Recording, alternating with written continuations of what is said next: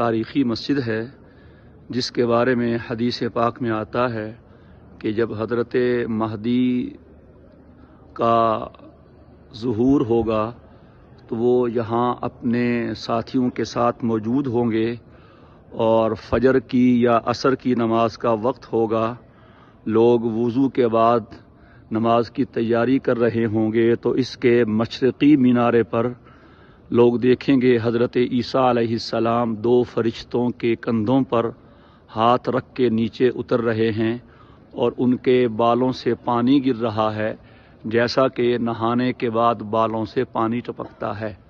और इस मशरिक़ी मीनारे जो सामने जगह है इस कोने में, ये इसकी मशरिक़ी जानिब है, यहाँ पर वो उतरेंगे, फिर सीढ़ी लगाई जाएगी और फिर वो उससे नीचे उतरेंगे।